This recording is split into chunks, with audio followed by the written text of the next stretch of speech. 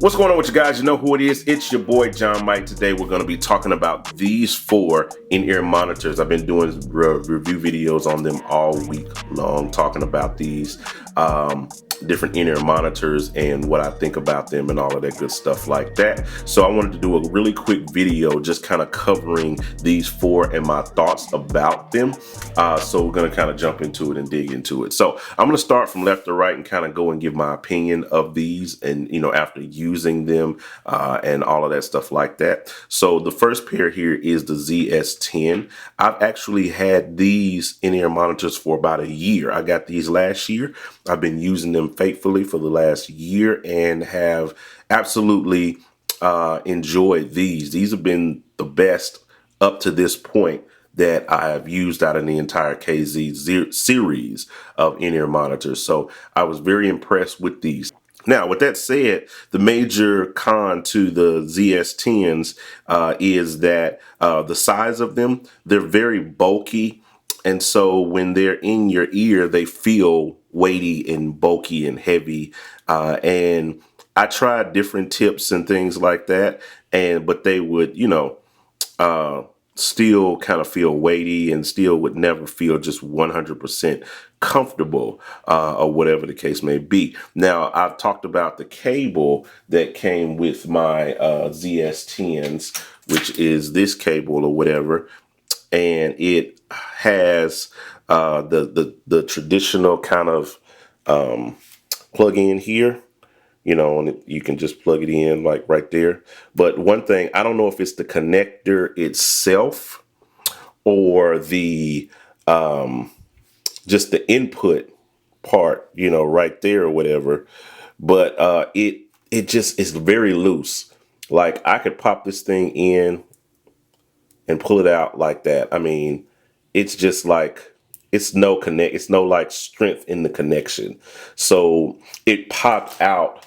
I don't know, like I said, I don't know if that's a cable flaw or just the actual connector area right there flaw, but it was it just pops out. So I could be wearing these and in the middle of a song, I've had like one ear or the other just kind of pop out. So that was kind of annoying. That's been one of the most annoying things about it. Again, it started happening maybe after about 6 or 7 months of use. So that's my biggest complaint about these. Sound wise and quality wise, these were really, really great. Great balance, low end, great balance on the high end and the mids. These were probably one of the most balanced out versions. The only complaint I had about these is the size and the cable popping out or whatever. So that's my biggest thing. I don't know what that caused or whatever. Now, the next one I want to talk about here is the ZS, focus in here, the AS10s, sorry. And I just picked these up, and I'm pretty impressed with these in terms of the low end. The low end response on these is amazing. Very amazing low end response. You know what I mean? Good mids, good high end or whatever. So if you're looking, it kind of combines the same flow of the ZS10s, same flow in terms of the mid range and the high end, but gives you a little bit more low end. So the ZS10s, they have 4 balanced armatures and 1 dynamic driver. And I'm assuming that's for your low end. And then the AS10s, they have just 5 balanced armatures on each side. So basically you're getting, an armature for each frequency range. So that's pretty cool in my opinion. And I think that's why you get a little bit better low end on the AS10s versus the ZS10s or whatever. So the next one I want to talk about here is the ZS10 Pros, and these have become my new favorite because of just the feel and the sound and the clarity that I get from them. They have really good clarity, really good mid-range, real good high-end, and good low-end response. Not as much as the AS10s, but it's deeper than the ZS10s. They sound really, really good.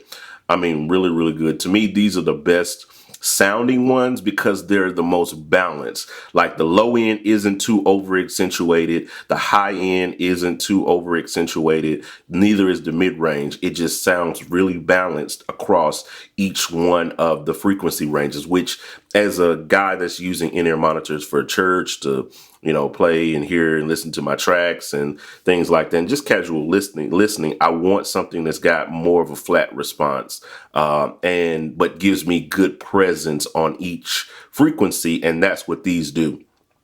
I won't say that they're completely flat, but they do. They have the flattest response of all of the monitors or what have you. Now the build quality is really good too because you have this metal chassis, so it feels a little bit more premium, a little bit more durable than the traditional plastic ones, all plastic ones.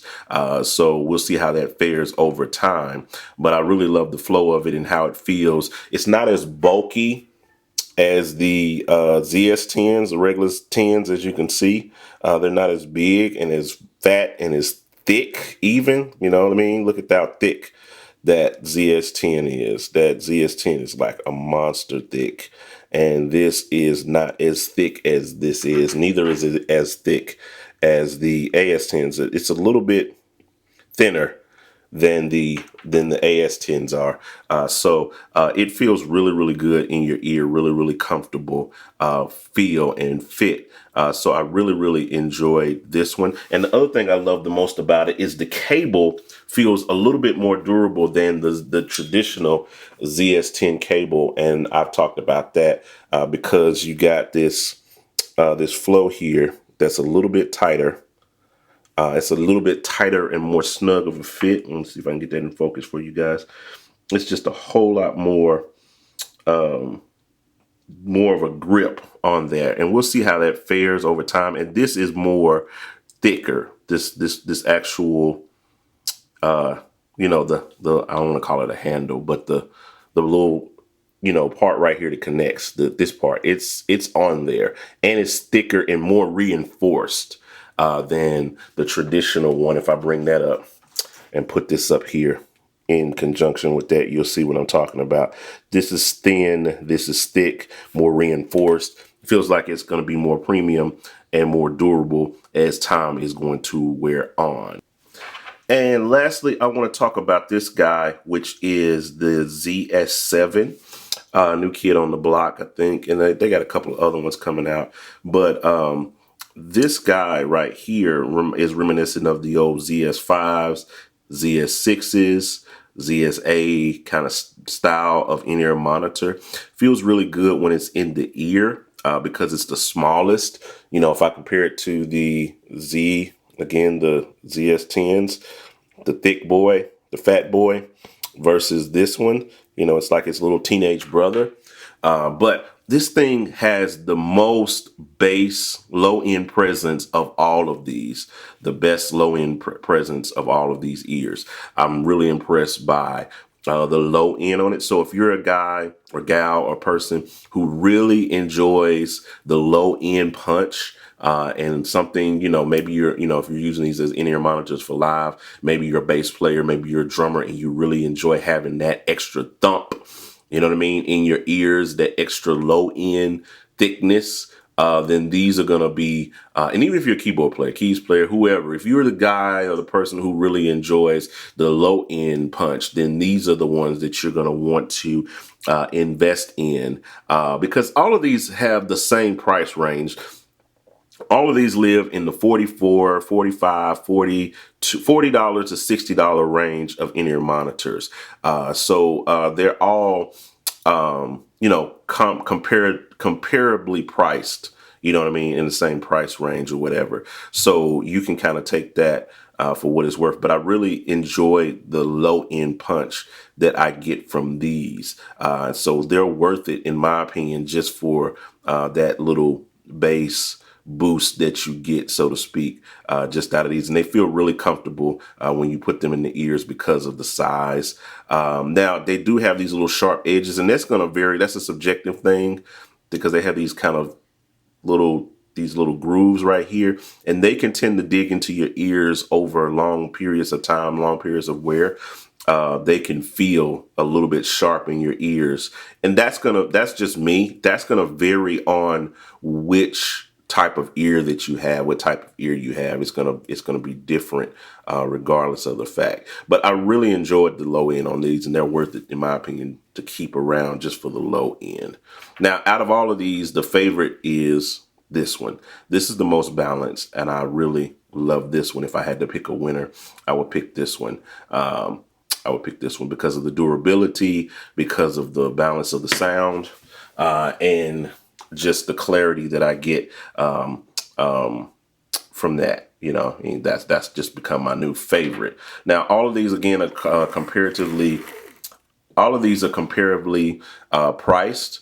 You know, and like I said, the 40 to 60 range, I got links down there in the description. So if you decide that you want to grab a pair of these, any of these, grab those links in the description.